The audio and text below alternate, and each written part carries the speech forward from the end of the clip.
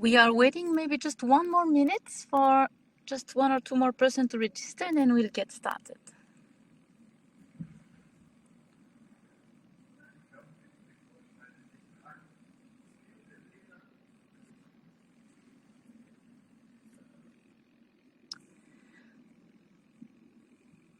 Okay, thank you.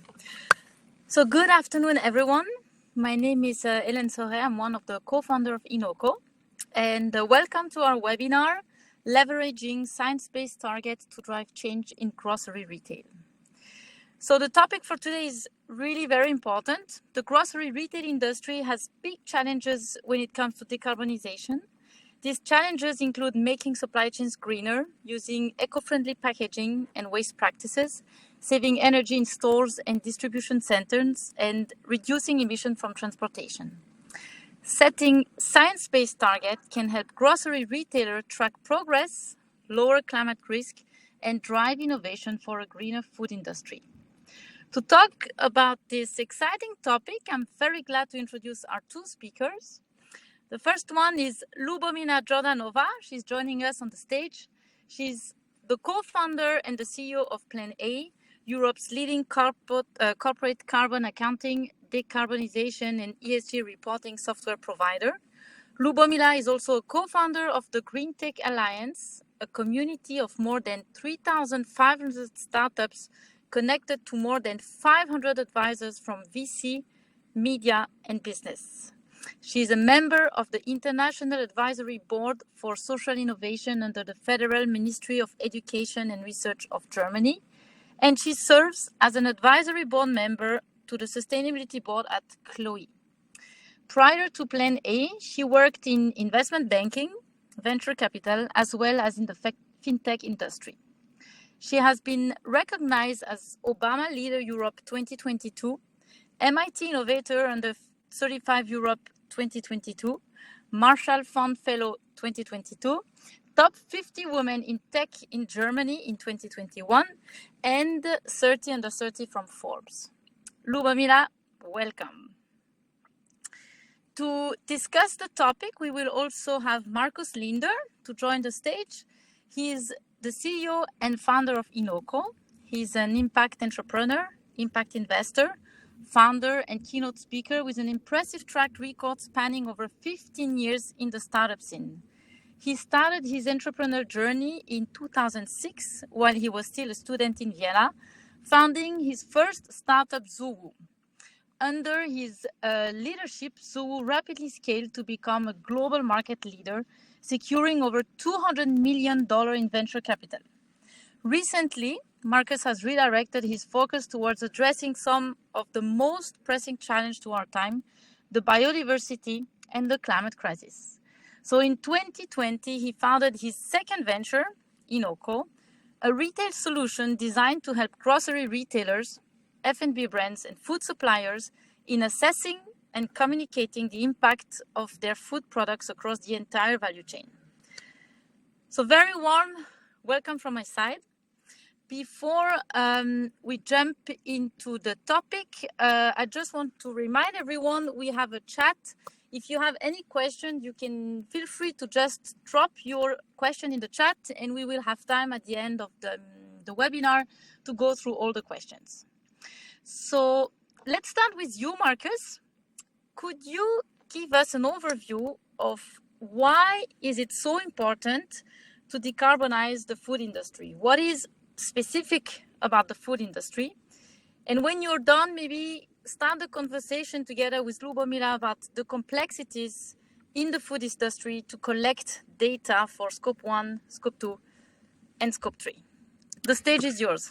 Perfect. Thank you very much, and really excited to be part of this webinar. The question is really easy. Why is it important to decarbonize grocery retail? As a matter of fact, the food that we eat and buy there each and every day is responsible for 33% of the global greenhouse gas emissions. But it also has a huge impact on biodiversity. So as a matter of fact, 70% of the biodiversity loss on land can be directly attributed to our food system. And obviously, food is also having a big impact on health. So it's really important that we address these issues and that we make sure that we can convert the food system into a more sustainable system that is able to feed the world in a way that's in line with the planetary boundaries. Obviously, I'm super excited, Lubomila, to discuss with you today the solutions, but also the complexities about really collecting data for Scope 1, Scope 2, and Scope 3 emission assessment, specific in the grocery retail scene. And obviously, I'm keen to learn from you, what are the main challenges here with regards to Scope 1 and Scope 2? What are the main hotspots, but also what are the main opportunities from the perspective of grocery retail companies? First of all, I'm incredibly excited to be speaking at this event, especially with the two of you. inoqo has been an important partner for Plan A, and I think together we demonstrate that there could be a multitude of innovations that can support retailers on decarbonizing and going through this journey of becoming a pioneer for sustainability. I think the questions that you're posing, also the introduction that you did, shows that there's a incredibly big importance for businesses within this segment to focus on sustainability and to find an angle to become experts, but then also take the tangible steps to measure, reduce, and engage the stakeholders. I would like to focus maybe on the hotspots part of your question. When we look into Scope 1, we're talking about direct use of energy. Typically, grocery retailers have a significant amount of energy consumption within their facilities related to refrigeration, but also related to lighting. This might seem obvious, but I can definitely stipulate from our experience and from the learnings that we've gathered by working with such that there's definitely not too much measurement that is happening on a granular basis. The second element is related to refrigerant leakage. Refrigeration systems, essentially for storing perishable goods, are often essentially related to some potent gases that are not measured, are not gathered in terms of data. So businesses do not know that this critical category needs to be analyzed and do not understand that this Scope 1 element is critical also to their progression on their sustainability journey. Another element is related to waste management. Anyone, even if you're only on the consumer side, if you're not a professional within this field, can understand that such a massive operation that is related to so many different products, obviously, if not optimized perfectly or if not optimized for sustainability, has a lot of waste associated to it, even solely related to the packaging that brings the particular products to the grocery stores. We're looking here into food spillages, we're looking into the packaging, we're looking into also other materials related to essentially how the company stays successful but potentially unsustainable along the way because of not optimizing. On the Scope 2 side, we're talking about electricity consumption.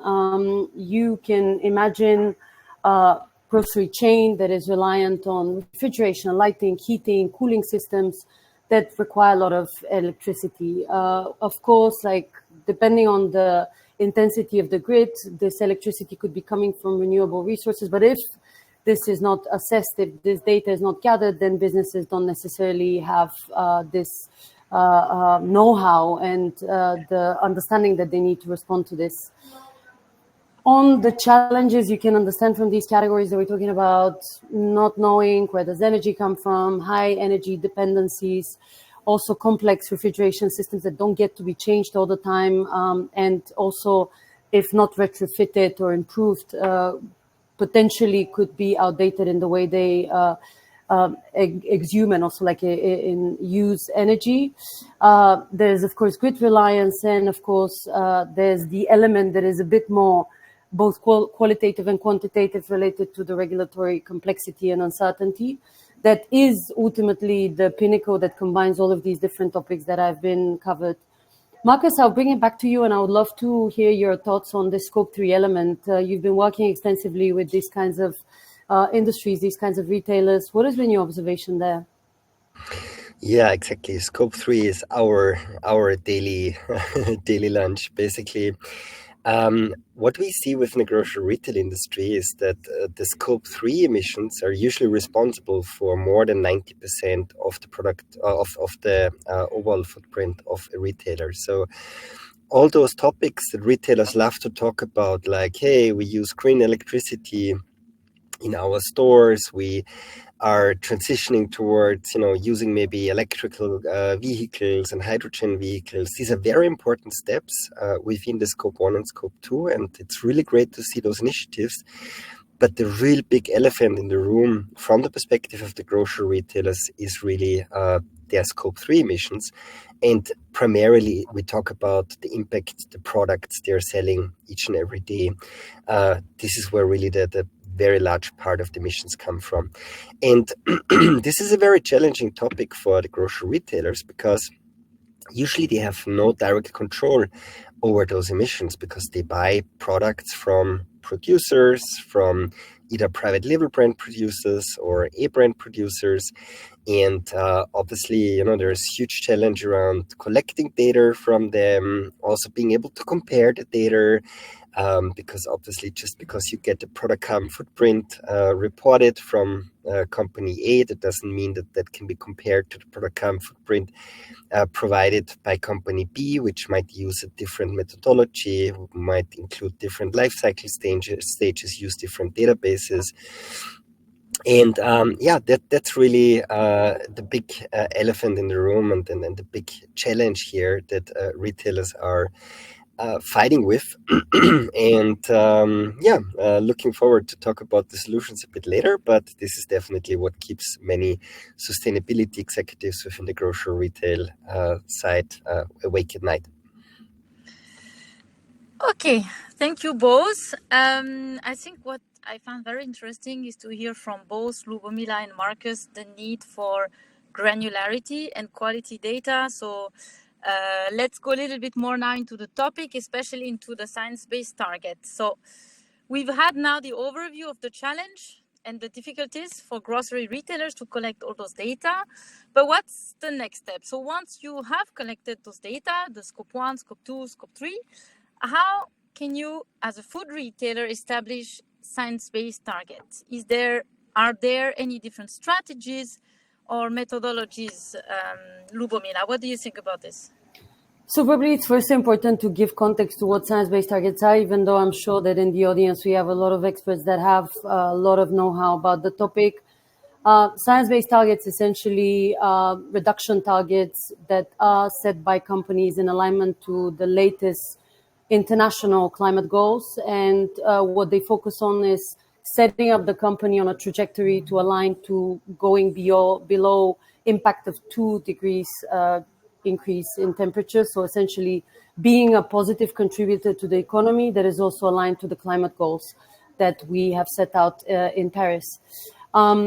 These kinds of targets are critical for any business because it gives a common approach and pathway for businesses to decarbonize while setting up the whole company for success and longevity. Because let's be honest, a company without a climate agenda is likely to be unsuccessful in the future, especially given the regulatory pressure.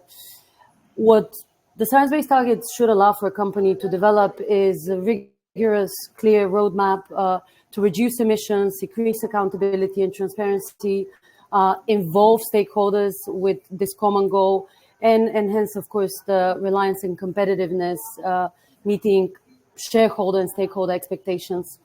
When it comes to strategies, what we've seen from our experience, there's a lot of different approaches that businesses have taken in the last few years. Why? Because even the legislation itself was giving conflicting information over the last 24 months or so. There was a lot of new laws that were coming in. The science-based targets were also improving their methodology. And there was, of course, a lot of customer, consumer, investor demand that was changing depending on the level of knowledge about sustainability. We have been able to recognize a few strategies that work related to decarbonizing your emissions. First of all, and foremost, as also prescribed by the values that we live in Plan A, science is a must focus element of any sustainability strategies. Businesses need to develop their goals against certain targets that are also related to what the science tells us is combining good impact on the economy, but also good impact on the planet. Businesses need to start by, first of all, focusing on assessing data. Setting targets is great, but then what you need to be able to achieve these targets is really going into reliant, relevant, and also, I would say, stakeholder gathered data. So not only about the business itself, but also about the share of proportion that you have within Scope 3. And Markus, I'm sure that you'll be able to cover this in detail as well. The key step that happens once the target has been set, this gives essentially a benchmark for the progress that has been made towards these targets and is the reference point.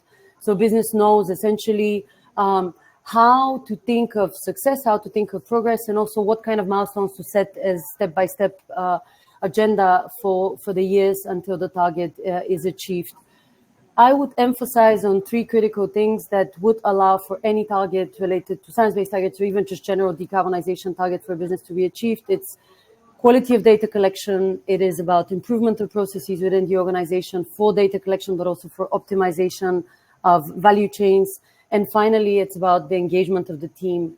How do you make sure that your team is educated on sustainability, understands the value of these targets, and then works towards them on a common ground rather than only from the sustainability team's perspective? Markus, maybe I bring it back to you of what does it really mean on a product, on an individual kind of production vertical level? Yeah, I mean, how do we basically decarbonize those 90% of the footprint of a grocery retailer? And we see that grocery retailers have 4 levers.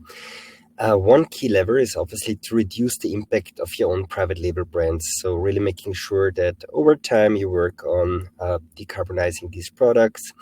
The second big lever is that you incentivize your A-brand suppliers, your third-party brand suppliers, to really work towards decarbonizing their products. You don't need to worry about the big ones. So I think the very big players here, they are at least starting to do their homework and moving into the right direction. But you should be very much worried about your small and mid-sized producers and A-brands, as well as private label brand product, because we see that they are overwhelmed on their own, that they are not really, able to move forward and move the needle without help. They are just lost in the situation at the moment. We also see that a third very important lever is consumer behavior change. So let's face it, if we consumers continue to consume the massive amount of meat and milk products that we're consuming today, it's going to be very hard for retailers to decarbonize. And the fourth element is obviously, and Lubomila, you've touched upon it already briefly, the topic of food waste and spillage, which is also a lever. And what we see is, as a retailer, you really need to address those 4 levers together and have a strategy on how you approach that. Today, from a pure reporting perspective, most retailers fulfill their reporting obligations with regards to SBTi, with regards to CSRD and other reporting frameworks by basically applying category averages to estimate the emissions of their products sold. So basically every sauce on the shelf gets the same value, no matter whether it's full of meat or full of plant-based options, how it's packaged. So it doesn't really make a difference. All of these sauces get the same value. And this is obviously fine from a reporting perspective in step 1. However, it does not allow you to make progress, because year over year, your products will have the same product carbon footprint, no matter where your suppliers are actively investing into decarbonizing their production. And that's why it's so important to leave that very high level and to really go down to assess products by taking the ingredients into account, take the composition of products into account, and take the production processes into account.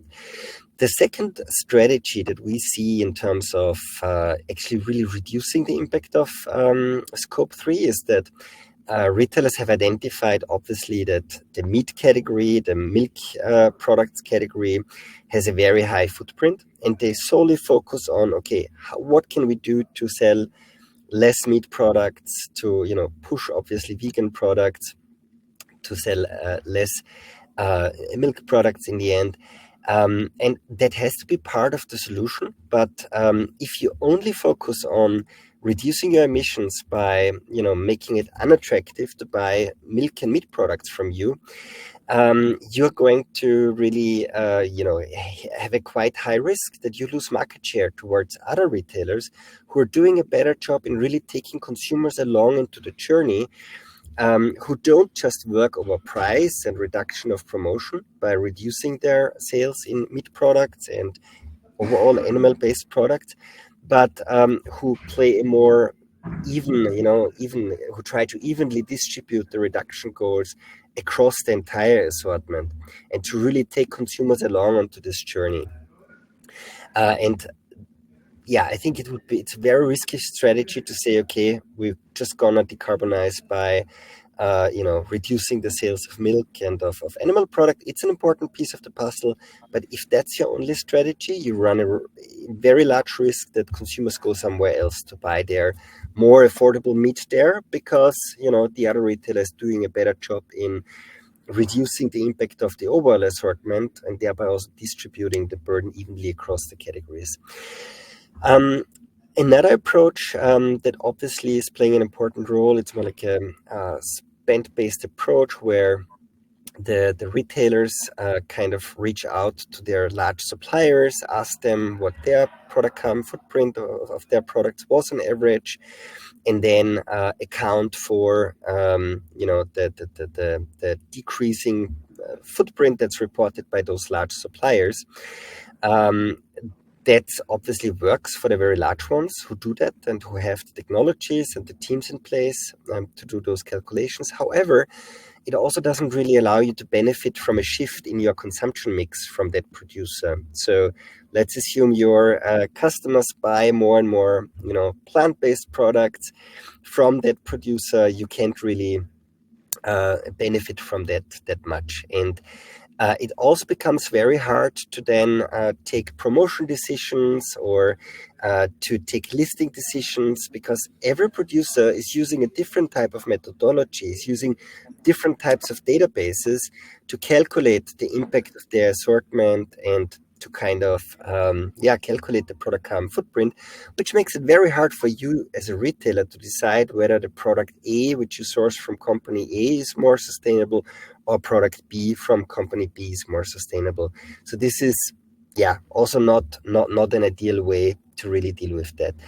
And especially it comes with the problem that all the mid-sized and small players, and with mid-sized players, I'm even talking about billion-euro companies in that space, as we have experienced from our own direct contact with these companies. We don't see them taking the action that's needed at the moment. We don't see them assessing the impact. We don't see them making progress. They're kind of lost in this process. And retailers who don't do a good job in helping them and supporting them in this journey towards more sustainable products really run into the risk that they will become even more dependent from the large ones, because they have to list out the products from the small players, because they have they don't contribute to the scope 3 emission targets. That obviously hurts small regional brands that actually consumers want, because consumers don't just want to buy the products from the big ones. They really value those small regional products, and therefore we believe it's really instrumental to support those retailers, to support those brands and producers that don't have the multi-billion dollar kind of revenue, which is usually really required to make progress on decarbonization. So they need help, they need support. I think that's a good summary on that. Maybe we can get now to a bit more practical steps with regards to establishing ambitious science-based targets. And Lubomila, maybe you want to start talking about scope 1 and scope 2. Of course, I think we spoke about the science-based targets. What probably is critical for people to understand is, where do you start on the whole process of becoming a company that is on a journey to have transparency on the data, engages the team, and also really understands the tangible steps to take to be able to reduce emissions and potentially then become a competitive player on the market. We've now worked with more than 1,500 companies in different sectors, not only within the one that we're discussing today. And what has been interesting to observe is that while you could have a sustainability team or impact team, ESG team that is incredibly engaged, until you don't try to penetrate the whole organization with the knowledge on the topic and the importance on the topic, you most likely will fail to move fast enough. So for me, first and foremost, is important to speak about education and team engagement. These are steps that normally come in the shape and form of online education. We have a sustainability program with more than 10,000 people that have gone through it, and these are individuals that want to learn about the topic, albeit they don't have in their title sustainability, ESG, or impact. It could also come in the form of webinars or offline events or simply even educational materials that the sustainability team shares, but ultimately then you align everyone to get going on the importance of the topic. The second bit is actually speaking to the shareholders, board members. Keep in mind that these steps also sometimes come in companies in different order, but speaking to the people that also can drive big decisions within the company and getting their buy-in is incredibly critical. After this happens, then you can start thinking of the practical nitty-gritty data collection. It is important to understand the impact of your sector. There's plenty of maps, and both the companies that are sitting here on stage provide a lot of online content related to how you can think about your sector and what are the hotspots, what are the topics that you should consider. When you look into this map, then you can identify which data points are critical for you that need to be emphasized on and collected in the context of data as fast as possible. Then we mentioned the baseline assessment. This is once you establish that you want to set an ambitious goal, it's about gathering the data, going through the process of engaging the team, but then also coming out with something that is an overview of where you're standing today, that can give you this baseline year, that can give you this benchmark of what should be then the target that you set yourself. And then it really matters to start thinking about the continuous monitoring. Like, how do I take this assessment that I've done now to then look into the details on a continuous basis, monthly? We have clients that look at them in the retail space on a weekly basis, some on a daily basis, because if you really set an ambitious decarbonization target, you actually need to go into every single facility, track the progress. Did they change the electricity provider?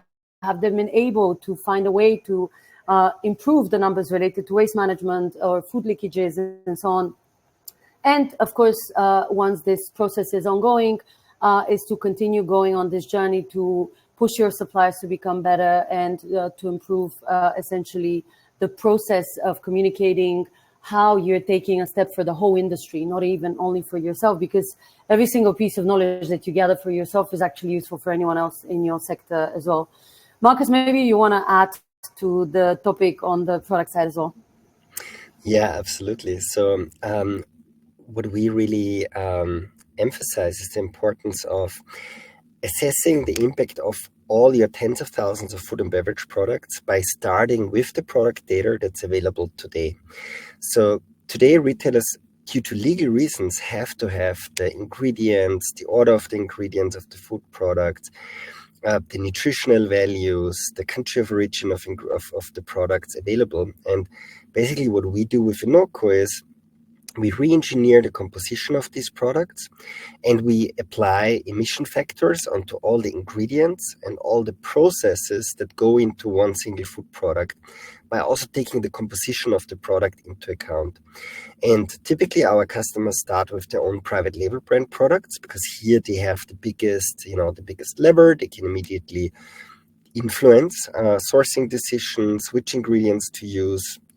They can immediately take decisions about using substitutes, for example, changing the sourcing country or working with their suppliers to ensure that they make progress.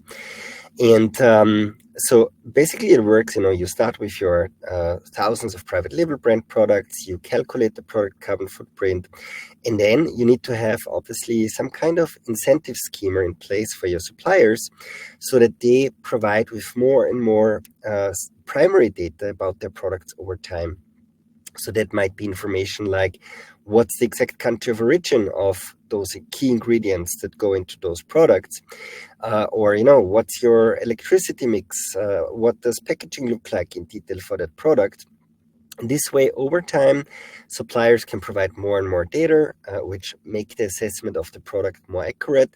And what we as inoqo are doing is we basically use conservative data in the absence of primary data for consumer communication. So if we don't know where the cocoa comes from that's in a chocolate, we would rather add basically a margin of safety onto the secondary average value, because this really creates a strong incentive for the suppliers to provide more and more data over time. Because what our grocery retail customers are then doing to incentivize that kind of behavior is that they, for example, recommend more sustainable alternatives in their online shop, in their apps, and really give consumers the possibility to basically choose a more sustainable product right at the point of sales, or they offer ways to promote the most sustainable products per category in a better way. Merchandising decisions, promotion decisions. These are all decisions where this data can be taken into account. But obviously, there is also ultimately the need to clean up the category and to basically take a decision to, for example, remove 5% of the worst performing products every year from the category, which now really creates a very strong incentive towards the suppliers to, first of all, share more data with us so that we can assess the product in a more granular way, but more importantly, to then take actions on the hotspots that we identify and really make sure that the products become more and more sustainable over time.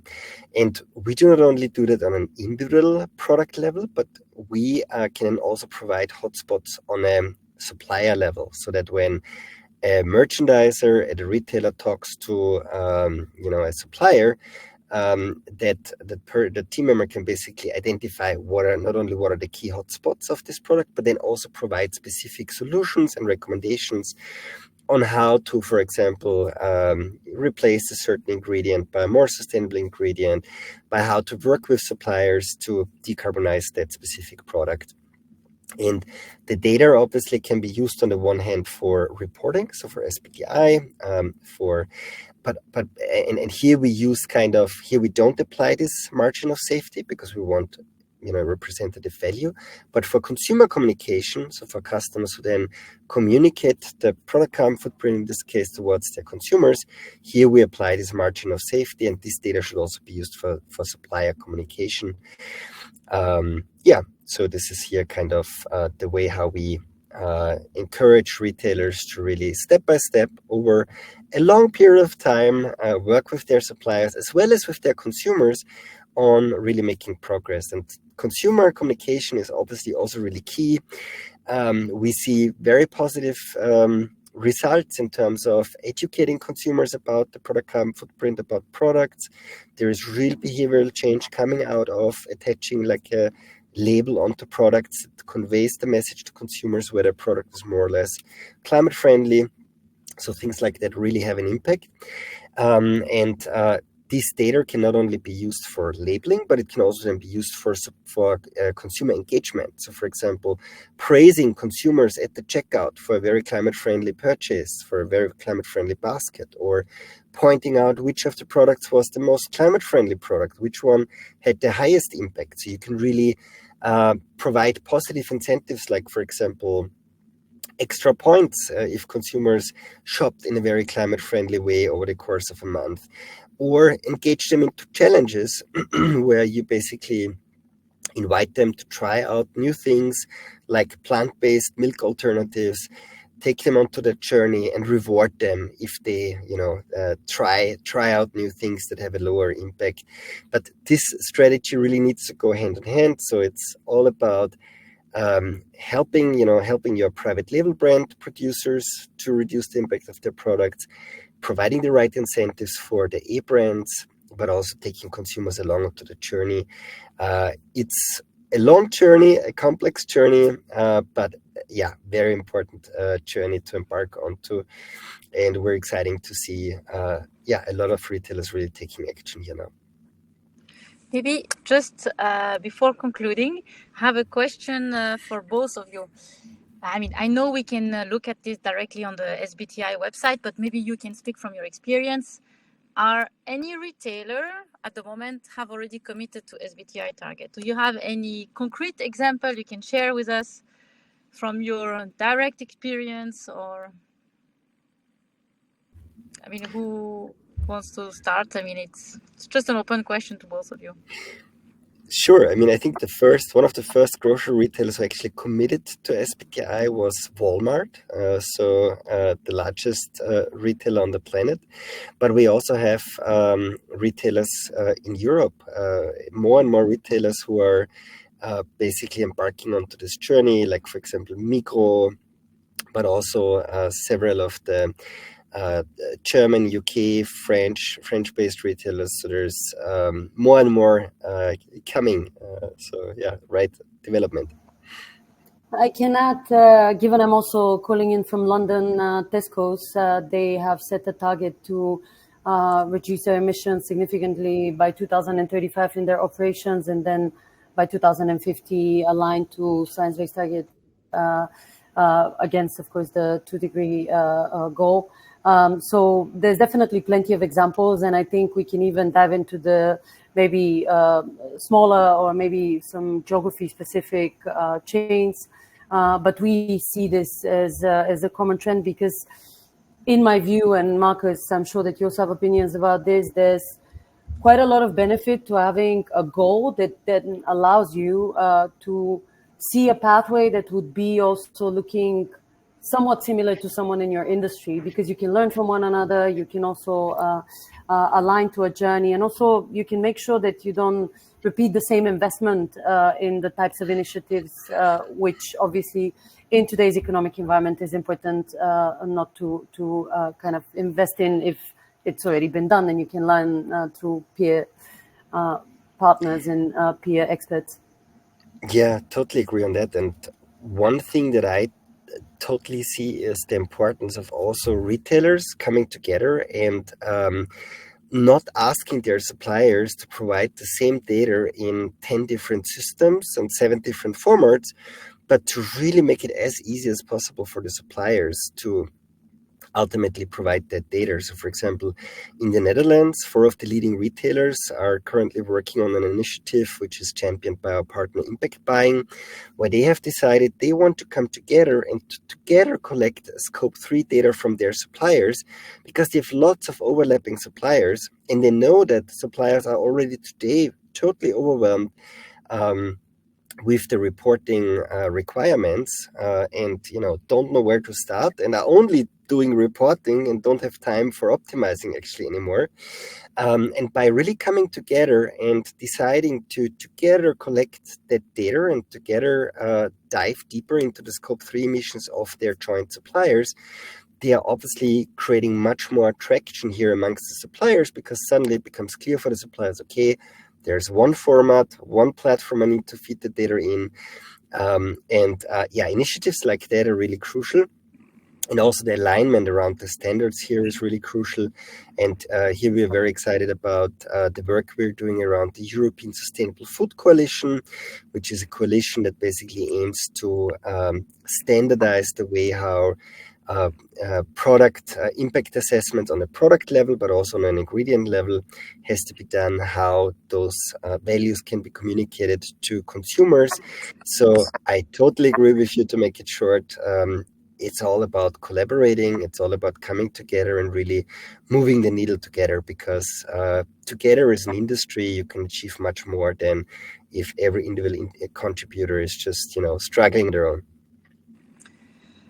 Thank you very much to both of you. It was extremely interesting. Before opening the floor to the question, I just would like to announce that Plan A and inoqo have created an exclusive offer for all attendees. So a joint demo and a free consultation to guide you to decarbonization. So if you are interested to know more, if you have questions around those SBTI and you want to deep dive into a workshop with both companies, please drop us a note at hello@inoqo.com. I think you will have the email exactly in the chat. And you can mention the promo code SBTI, and we're happy to take some time with you to deep dive in those important topics. Let's start with the question. Thank you so much. I was looking at it, really cool question. So I'll start from the top. From Claudia, how do you believe that initiatives such as Oatly disclosure of their carbon footprint on their products shaped the grocery product carbon footprint? Who wants to start? I'm happy to kick it off. I think this initiative definitely created a lot of buzz in the industry because it was the first of its kind and definitely the most visible one. And essentially what it pushed people to do is threefold. First was to understand what actually these labels and numbers meant. Second of all, to start associating products to also the environmental impact, which, as we know by the latest legislation from the EU related to green labeling, same one in the UK about green marketing, which essentially bans labels like planet friendly, eco-conscious, and so on, when there's no data backing. It pushed ultimately many to start understanding that they needed to be a bit more conscious about how they communicated themselves. And the final bit, in my view, is also to create a community that is of engaged, sustainably minded consumers, but also even businesses. As we know, Oatly is now used by a lot of different coffee shops and other types of places where you can spend time and have a cappuccino with oat milk or whatever. And in my view, this really kicked off a push in the whole industry to start thinking about these KPIs as something that is equally as important as the price of a product. Because if you're someone that is conscious about what you eat, the quality of it, but also the quality that it brings to the health of the planet, you want to know that the premium that you're paying for something that potentially is cheaper, significantly more expensive, because there's these two options in the sustainable subsector, I would definitely confirm, was dependent on understanding what do you want to sign up for. Do you want to sign up for a product that is sustainable? Do you want to sign up for a product that is good for the planet, so your consciousness is also aligned to the quality maybe of your experience with this cappuccino or this oat milk dish that you're having? Markus, I don't know how it resonated with you. We definitely saw a lot of clients asking for this kind of assessment to go into this direction. Yeah, absolutely. I mean, that has been really a super cool and smart move from them. And ultimately, our vision is that you have the product carbon footprint of every, on every product that you can buy at the supermarket. I think what I would add is that what we're working towards is really to ensure that the product carbon footprint, the methodology, the underlying methodology is consistent, because it becomes really hard if, Oatly uses one methodology that, includes the emissions until the door of the supermarket. Another brand uses different methodology that goes to the, consumer, also takes consumer use into account. But this is also really the opportunity for the retailers, because they can basically decide on one methodology and can basically really assess all their tens of thousands of products based on one methodology in a consistent way. And this is why I believe that's the way to go to really help consumers to take better decisions here, obviously. Thank you. Next one, I think, is a bit more for Markus. How can we engage food retailers to start taking action in non-emission hotspots, in spite of not having the best data we would like, and how to monitor progress given this lack of data? Excellent question. Yeah, I mean, It's really, it really all it all starts with setting goals, right? Just came off a call with a customer where we then talked about how do you redistribute those goals? I mean, the first step is you need to set a goal as a company. I want to decarbonize. The next step is that you need to break down these goals, not only in terms of what do I want to achieve per year, but also how much do I want to get out of influencing the behavior of my customers, helping them to transition to more healthy and more sustainable diet. How much do I want to attribute to my different food categories, right? How much reduction do I need to see from the meat category, from the vegetable category, and so on? And really then also within the organizations, having people accountable, really making that part of people's goals, that the emissions of their products go down. This is really, I would say, the prerequisite. In terms of the data, this is really what ultimately with our methodology we take care of. That, although we start with secondary data, with conservative secondary data in absence of primary data, we build in the incentives that quickly over time lead to more and more granular data and much better data quality, because suppliers basically know that the more primary data they provide about their products, the higher their chance that the impact of their product will go down, the lower the chance that they will be kicked off the shelf, the higher the chance that they will be actually purchased as more sustainable alternatives by consumers. So it's all about really aligning, assigning goals within the company, providing the right incentives internally to the different team members, but also externally providing the right incentives towards the suppliers. It's not a journey that will go from one day to the other, but if companies really decide to get active here and take the right measures, they will see a lot of success here. Maybe I add something on our side, because actually the question is definitely relevant to us as well. We work with one of the biggest fast food chains in the world, and they're assessing 4,500 products through our platform and have more than 100 people collaborating on the platform. The best reason why they've been successful with kicking off this project, and this has been a journey, of course, on their side as well, is because they started using the data that they had available to them. And Markus, I'm sure you will agree, there's plenty of data that a company has access to that can give them clues on the kickoff of the sustainability journey. Maybe it doesn't bring them to where you bring them, which is kind of having the specific product label and kind of the decarbonization per product, but it gets them going on aligning the organization to start thinking which are the suppliers we should engage, which are also the waste elements of our production. And it is a true team job, but it should not be overwhelming already at the start, because there's plenty that businesses rely on when it comes to data, even today, before they've kicked off maybe sustainability initiatives.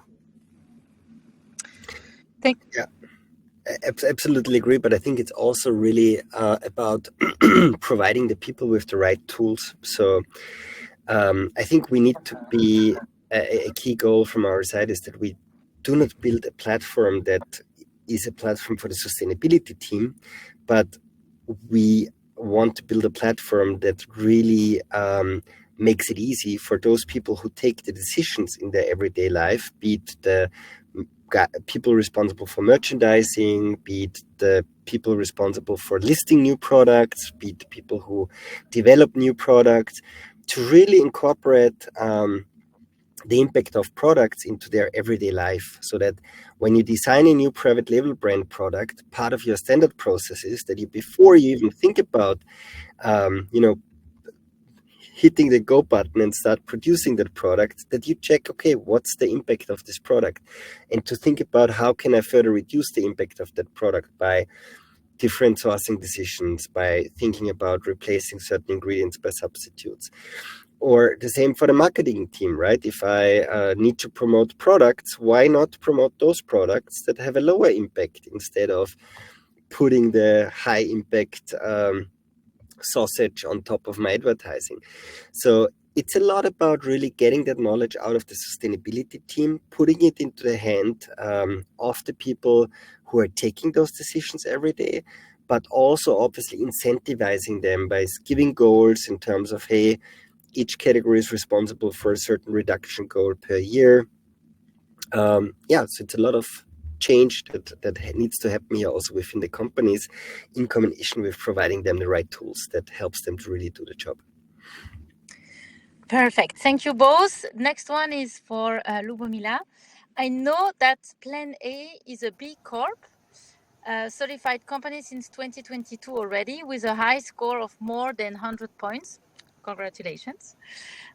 What does the B Corp means for the company, and what are the next steps, especially since it means Plan A company has a high environmental and social performance?